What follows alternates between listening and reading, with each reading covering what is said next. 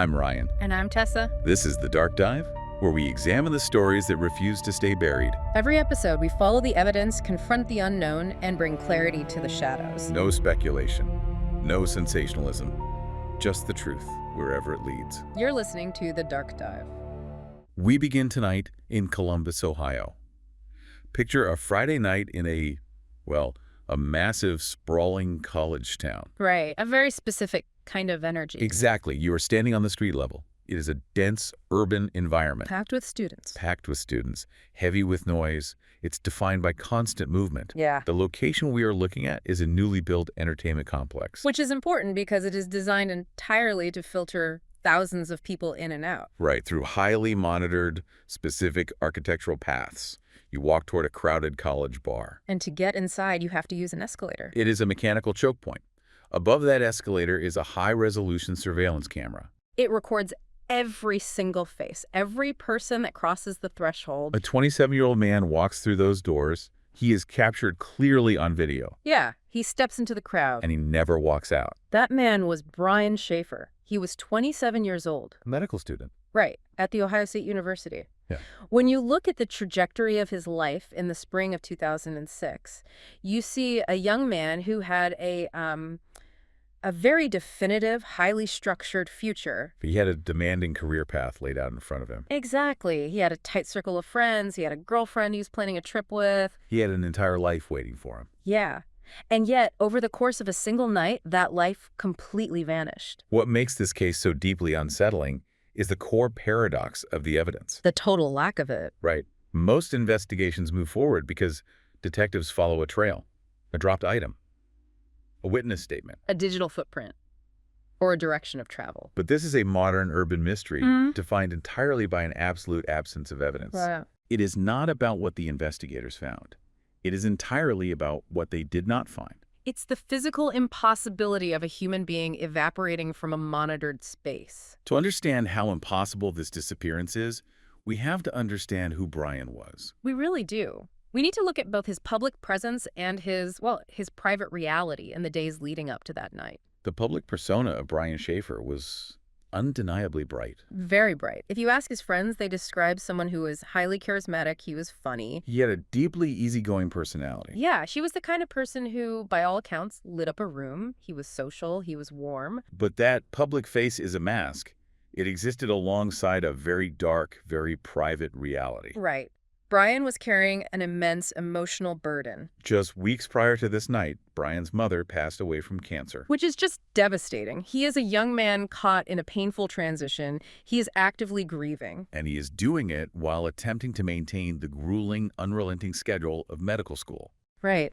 And the pressure of that dual existence is hard to fully grasp if you haven't been through it.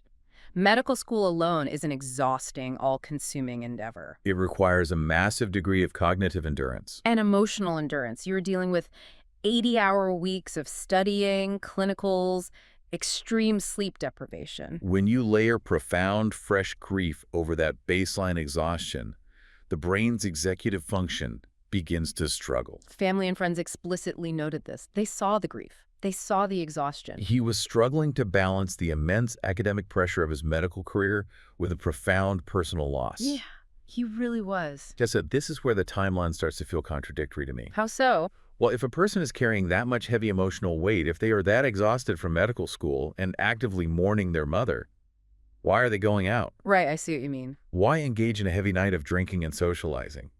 It seems like the opposite of what the body would want. It seems contradictory, Ryan, but psychologically, it is a very common coping mechanism. When someone is in that specific state of grief and exhaustion, they often cling to routine. They're just going through the motions of their normal life. Trying to hold on to the social anchors. Exactly, the anchors that make them feel like themselves. Going out with friends to celebrate the start of spring break was a normal anchor for Brian. But projecting that charismatic, easygoing persona takes an enormous toll. It takes a huge toll on an already depleted system. When we track his movements that night, we have to view them through the lens of a man whose cognitive load was entirely maxed out. He was running on empty. Yeah, completely empty. The timeline of that night, March 31st, 2006, begins quietly. He has dinner with his father. Right. The context we have from that dinner is clear. Brian is tired. which aligns perfectly with his schedule and his grief. But he is seemingly in good spirits. He's functioning. He is present. Following that dinner, he transitions back into his social routine. He meets up with his friends. This is a very typical, highly social college town activity. Right. They spend the evening bar hopping around the Ohio State University campus area. Picture that progression. Moving from place to place, navigating crowds. Having drinks. And eventually, this progression culminates at a specific location, the Ugly Tuna Saloona. This bar was located in the South Campus Gateway Complex. And the Ugly Tuna Saloona is where the timeline solidifies. It turns into hard, undeniable evidence. The surveillance footage provides an exact record. At 1:15 a.m., the high-resolution cameras capture Brian arriving at the bar. He is seen near the escalator. The footage shows him interacting with two women, and what is critical here is his demeanor. He appears relaxed. He is smiling. Right. The visual record shows a man who is fully coherent. He is not stumbling. He is not disoriented. That visual evidence is vital because it establishes his physical and mental baseline just minutes before he vanishes. He is standing at the entrance. He is engaged in a normal, casual conversation. He is fully aware of his surroundings. But the timeline continues to kick forward. And the window of his existence begins to close. At 1:55 a.m., exactly 40 minutes after he was captured on camera arriving, Brian walks just out of frame. The trajectory of his movement is toward the interior of the bar. And that movement, at 1:55 a.m., is the very last confirmed sighting of Brian Shaffer. After that moment, the timeline goes completely dark. The night progresses. Closing time arrives. The crowds disperse. The lights come up. The bar is emptied. His friends cannot locate him in the shifting crowd. They assume he simply decided to call it a night. They assume he had already left. In a busy bar environment, that is a completely logical assumption. It is logical, but the reality was entirely different. He wasn't inside the bar when it closed. He wasn't outside in the surrounding streets. And he never went home.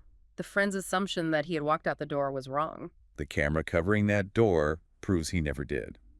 Tessa, we need to take this into the dark dive to understand the physical impossibility of this space. We do, Ryan, because the architecture of the Ugly Tuna Saloona is the defining element of this entire case. This was not a sprawling open-air venue. No. It did not have multiple porous exit points. It was a second-floor bar. To access it, patrons had to use an escalator that led up from the street level. Right. Think of that escalator as a strict architectural funnel. It was the only main entrance and exit for the public. If you wanted to get into the bar, you went up that escalator. And if you wanted to leave the bar and go back to the street, you had to go down that escalator. It is a closed loop, and that single unavoidable choke point was covered by a high-resolution security camera. The police were dealing with a closed system. Think of a closed-circuit camera set up in a space like this as a lobster trap. That's a good way to put it. It is incredibly easy to see exactly when someone swims in, but the architecture makes it functionally impossible for them to slip out unnoticed. Every single person who entered that bar on the night of March 31st was recorded. Every single person who exited that bar was recorded. The footage clearly captures Brian Shaffer entering. The footage definitively shows that he is never seen leaving. The investigative response to this paradox was exhaustive. When you are a detective looking at a closed system like that, and a person does not appear to leave, you cannot just casually watch the tape. No, you have to account for every single variable. Police scrutinized the footage frame by frame. They had to consider the possibility of a visual bypass. They looked for disguises. They analyzed the footage for anyone wearing a hoodie pulled low. Anyone wearing a hat. Anyone whose face was obscured. They looked for anyone whose clothing had suddenly changed. They analyzed the gait, the height, the build of every single patron leaving that building. Exactly. Tessa, let me stop you there. I understand the frame-by-frame analysis, but cameras have blind spots. People crowd together. Sure. Is it physically possible that Brian just tucked his head down, walked out behind a group of taller guys, and the cameras simply missed him? It is a valid question, Ryan, but we have to look at how camera technology worked even back in 2006. Okay. This wasn't a grainy, low frame rate convenience store camera panning back and forth. It was a fixed, high-resolution lens focused directly on the top of the escalator. Because it is a choke point, People are forced to file into a narrower formation to step onto the moving stairs. Right. The police isolated every single human shape that went down those stairs. They tracked them. And nothing matched Brian's physical dimensions or clothing. Nothing. No one leaving that bar was Brian. Which leads to an absolute physical roadblock. Yeah. If the main monitored entrance is completely blocked as an exit route, there had to be a back door. A human being cannot evaporate. There was a back exit.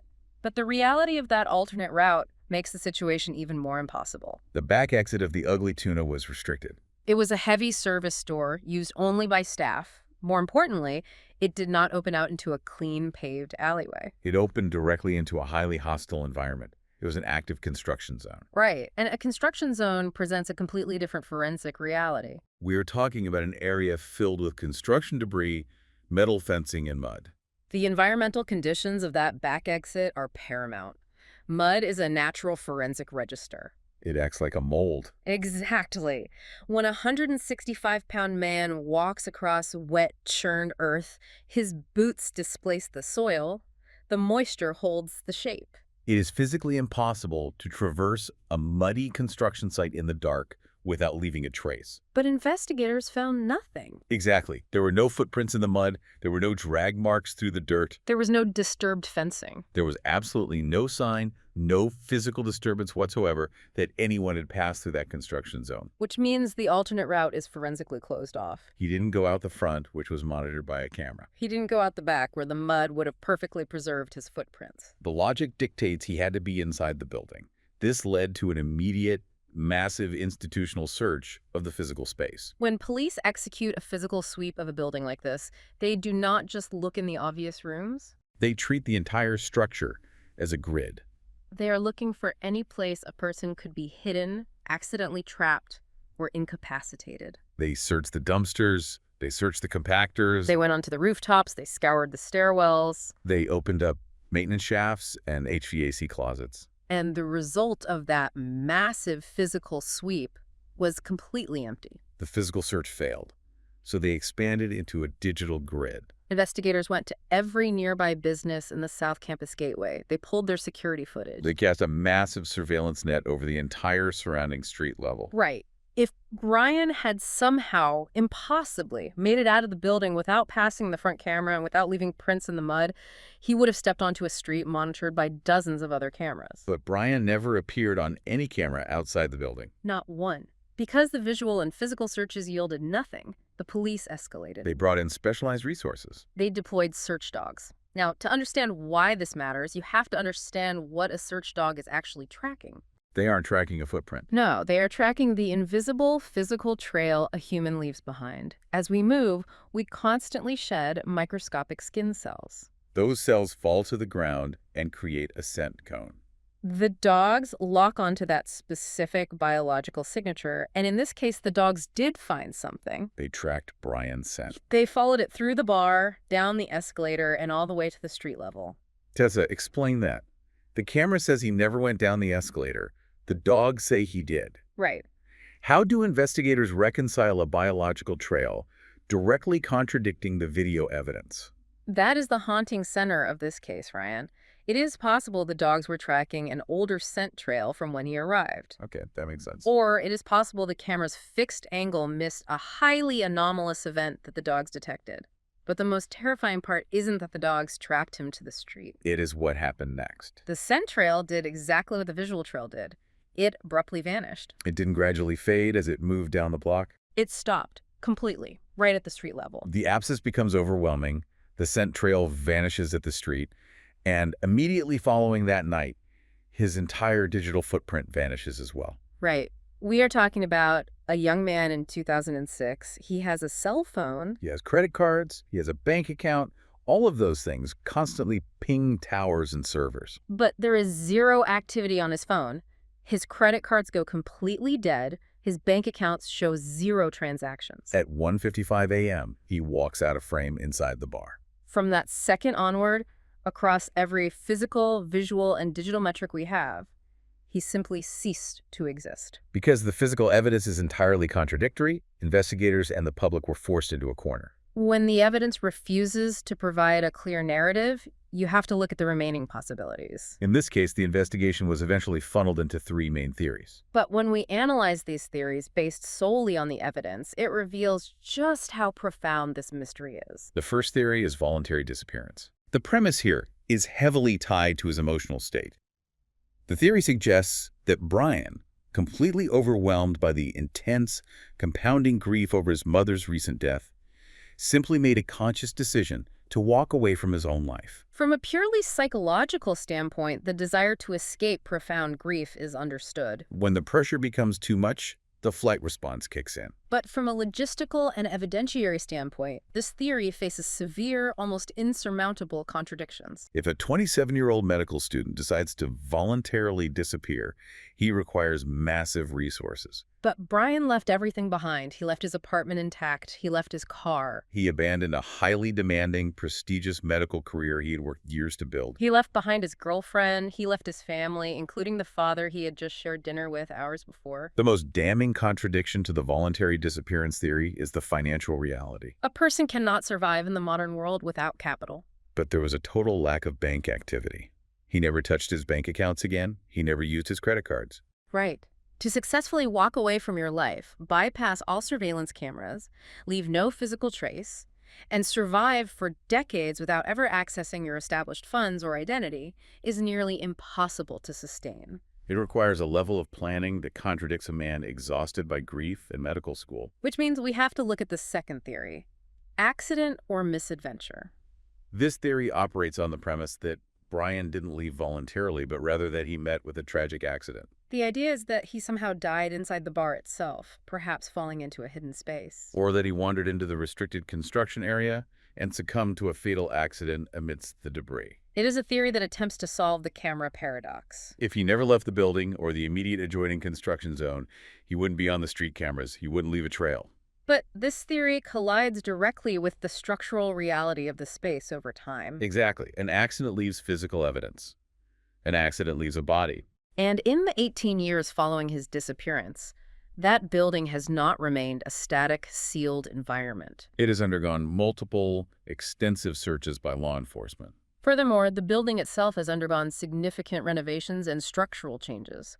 Walls have been opened, layouts have been altered. Plumbing and HVAC systems have been entirely replaced. If a person had accidentally fallen into a maintenance shaft or died within the confines of the bar or the construction zone, those remains would have been discovered during 18 years of structural overhauls. No remains have ever been found. That total absence of physical remains deeply undercuts the accident theory. If he didn't walk away voluntarily, and he didn't die accidentally within the footprint of the building, we are forced to examine the darkest theory of the three: foul play. The foul play theory posits that Brian was intercepted. It suggests that someone, either inside the bar or immediately outside of it, encountered Brian and intentionally harmed him. But when we apply the facts of the case to this theory, we slam right back into the surveillance paradox. If foul play occurred inside the Ugly Tuna Saloona, you are talking about a violent interception occurring inside a crowded second-floor bar. Yet there is absolutely no physical evidence of a struggle. There is no blood. There is no crime scene. Among the dozens of patrons and staff interviewed by police, there were zero witnesses to any confrontation or suspicious behavior. And the logistics of this theory are even more problematic. If he was harmed inside the bar, how was he removed? The perpetrator would have had to carry or move a 165-pound, 27-year-old man out of the building. They would have had to bypass the front high-resolution camera entirely while carrying a body. Or they would have had to navigate the mud-filled construction zone out back in the dark. Carrying dead weight without leaving a single footprint, drag mark, or disturbance in the soil. There are no confirmed suspects. The total lack of surveillance footage showing an abduction or showing the removal of a body makes a foul play scenario virtually impossible to reconcile with the physical reality of the building. When you synthesize all the available evidence, you reach a chilling conclusion. Every single theory contains a fatal contradiction. The voluntary disappearance is blocked by financial impossibility. The accident theory is blocked by 18 years of structural renovations yielding no remains. The foul play theory is blocked by the absolute lack of physical evidence or surveillance of a body being moved. None of these theories can fully explain how he vanished. The evidence actively rejects every logical explanation. The case of Brian Shaffer remains one of the most baffling missing persons investigations in modern history. The interrogations that investigators faced on day one are the exact same haunting questions that plague the case today. How did a man leave a second-floor bar that had only one monitored entrance without ever appearing on the camera? Why is there an absolute void of surveillance footage from any camera outside the building? Why did the search dogs track his scent to the street level, only for it to end completely and abruptly? Why did a man who supposedly walked away voluntarily leave zero activity on his phone or his bank accounts? Was he intercepted by someone in the shadows? Or did he manage an impossible departure on his own? And the heaviest question of all, if he was harmed, where is he? 20 years later, the investigation remains open, active, and deeply unsettling. Brian Shaffer was a 27-year-old with an entire life ahead of him. Over the past 2 decades, as that building has undergone 18 years of renovations, as the city has changed around it, the silence of this case has only grown louder. It is a case defined not by what was found, but by what wasn't. A man walked into a bar and never walked out. We want to hear from you. If you have insights, questions, or theories, reach out. Your voice helps keep these stories alive. And if you want to hear more episodes of The Dark Dive, consider following and subscribing. It helps us continue bringing these stories to light. Thank you for listening to this episode of The Dark Dive.